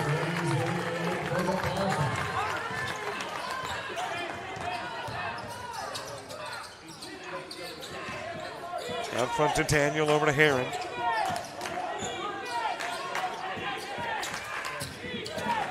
Shankasi hands it back over to Daniel, shoots the three, too strong. Rebounded by Leach. The alley-oop, the lay-in by Andrews. Lead goes to 9, clock gets to 90 seconds away. Three-pointer from Shankasi, a miss.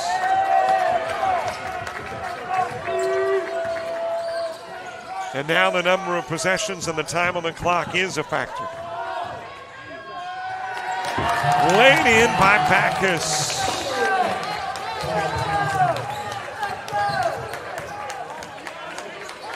Top of the key. Davis the three.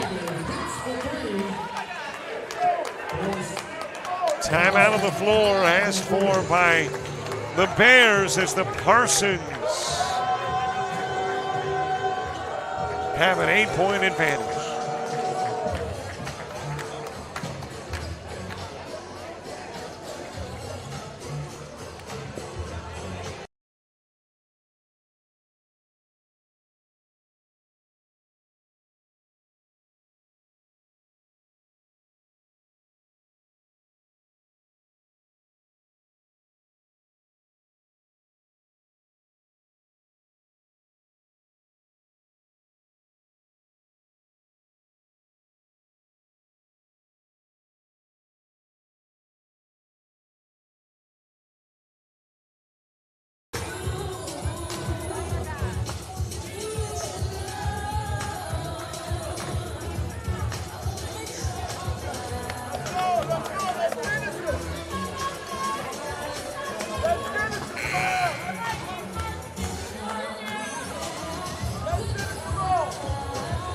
65 seconds to go.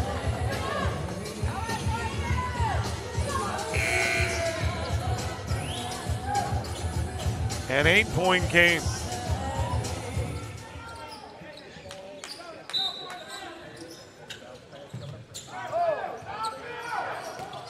Put in play to Thomas. Backus fouled. 3 seconds off the clock and Backus to the line. Heading to the line to shoot will be Dante Backus for Snead State.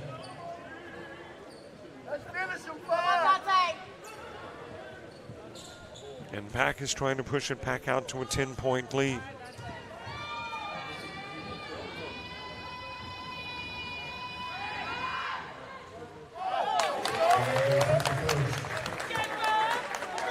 We don't have access to live stats, but Backus had 14 in the first half. And has got to have that or better in half number 2. Had 28 yesterday.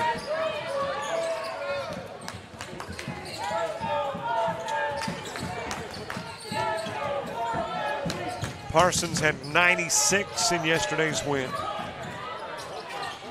Heron with a miss. Rebounded by Thomas.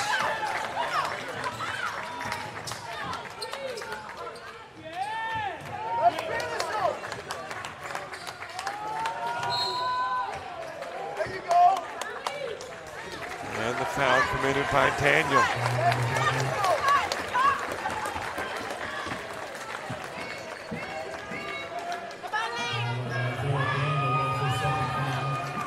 Two fouls now on Daniel, leads to the strike.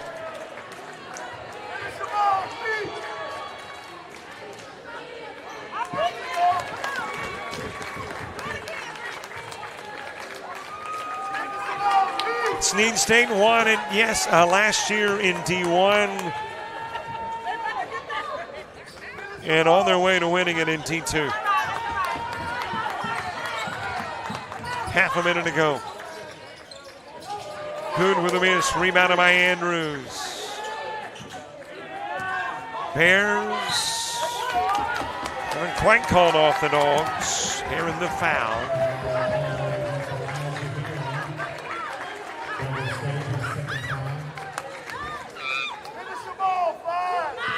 Backus back at the line.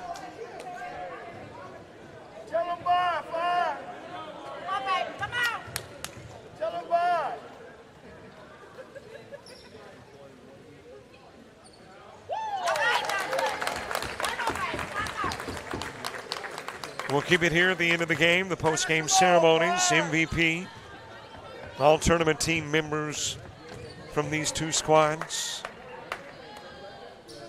A runner-up and a championship trophy handed out by Dean Myrick, commissioner of the ACCC.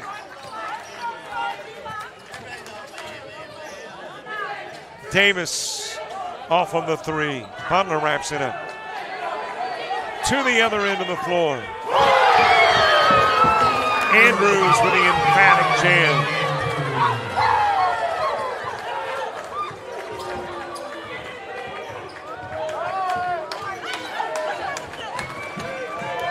And the Bears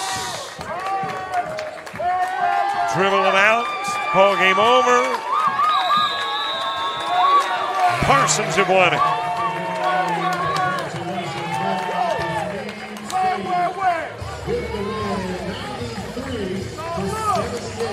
This one is over. The champions are the Parsons.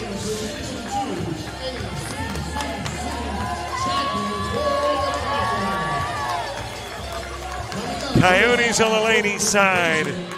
Parsons on the men's.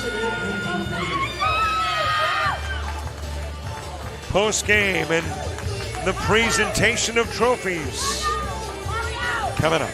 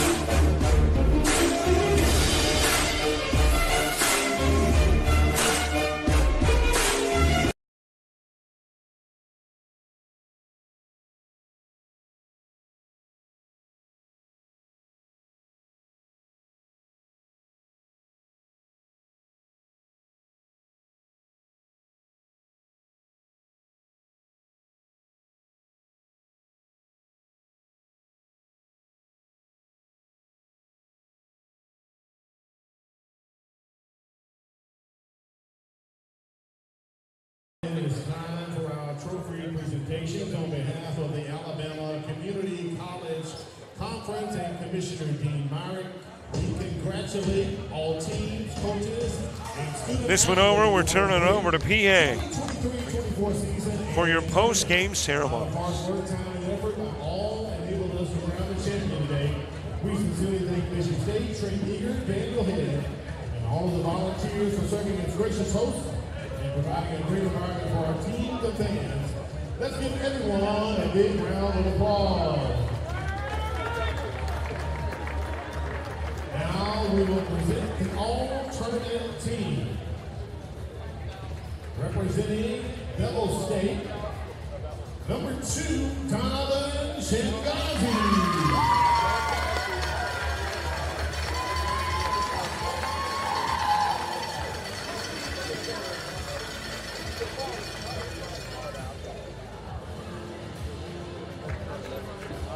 Also representing the Bears, number 22, J.T. Davis.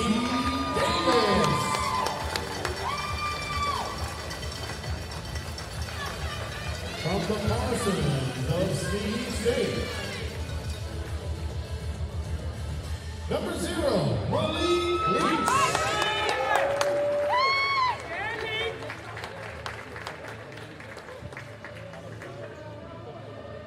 And also representing for the Parsons, number 4, Mario Andrews.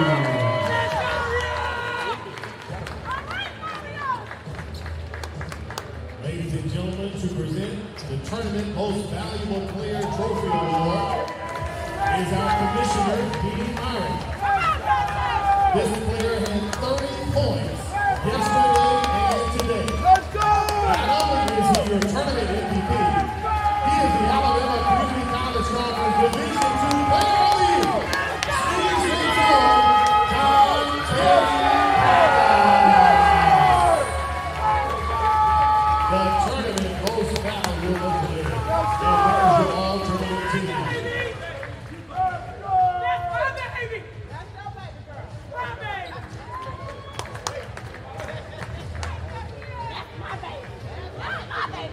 At this time, we would like to recognize the Bears from Bevill State on their 2024 ACCC runner-up finish and great season. Let's give it up for the Bears!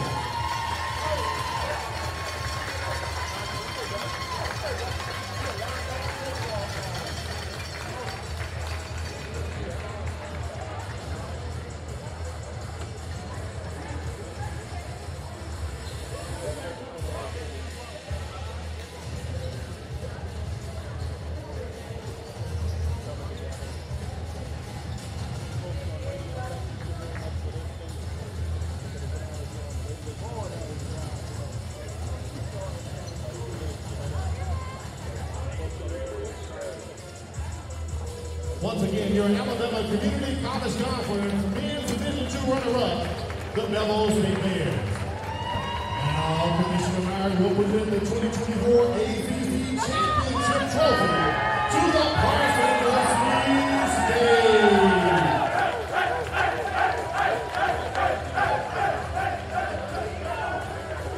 Congratulations on a great season.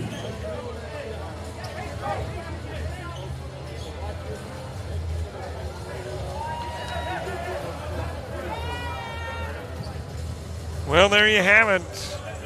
It is history. It's in the books.